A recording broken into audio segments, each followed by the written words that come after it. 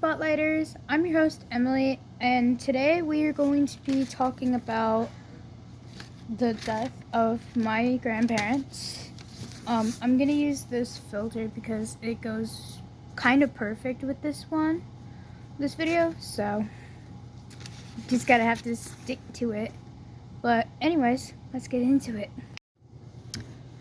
I remember it was November of 2019, and after dinner we went straight to the hospital to visit my grandpa.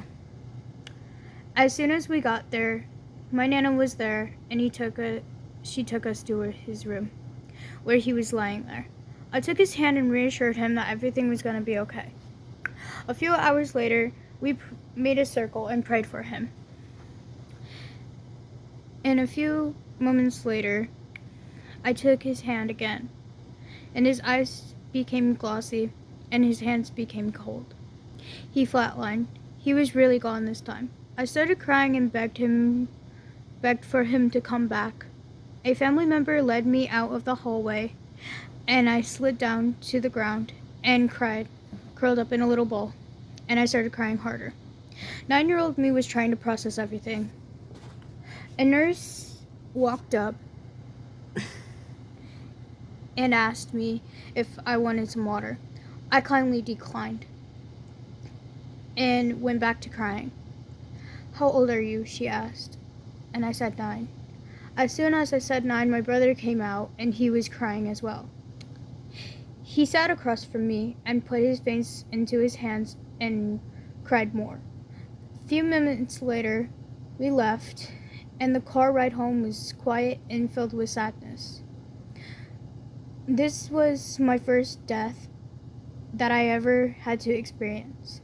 Now, as a 9-year-old, I thought that everyone lived forever, but that's not true. Not true at all. My grandpa was ill from lung cancer. He was taking chemo for it. But a few days before he passed away, he had said to my grandma, "I'll be waiting for you at the band," as he was rushed away to the hospital by an ambulance. And a few days later, he died from cancer. And we were all thinking it was him that he was talking about heaven. And after he had died a week later, my Nana came over to see how we were doing, and the car lights were turned on as if someone was locking her door. Now her keys were in her purse, and we all immediately looked at each other and said that was Grandpa, for sure, because before that happened, we were talking about him, and since then, I've been having dreams about him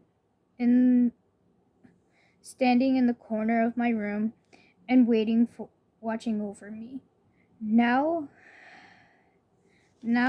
me and my grandpa were close growing up. Before he passed away. I miss him so much. Now for my grandma's story. It was February of 2025. I was at a sleepover, and my Nana came and got me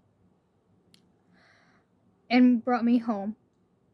We got my mom and went to the nursing home where my grandma was staying at the time.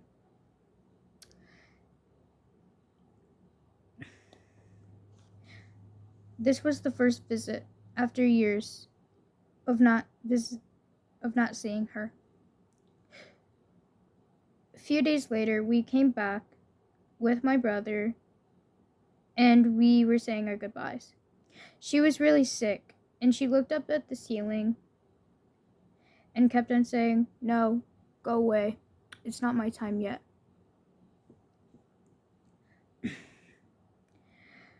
We started crying because she was holding on for her life for someone, and that someone was my uncle. A few days later, we got a call from my Nana, and everybody was crying that she was gone. Gone for good. It wasn't a false alarm. And my uncle didn't make it to her on time to say his goodbyes. She had died before he could say his goodbyes too. Now for my grandma's story. It was February of 2025. I was at a sleepover, and my Nana came and got me and brought me home. We got my mom and went to the nursing home where my grandma was staying at the time.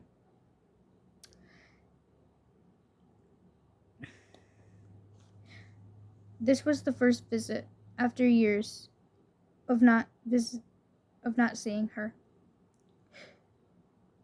A few days later, we came back with my brother and we were saying our goodbyes. She was really sick and she looked up at the ceiling and kept on saying, "No, go away. It's not my time yet."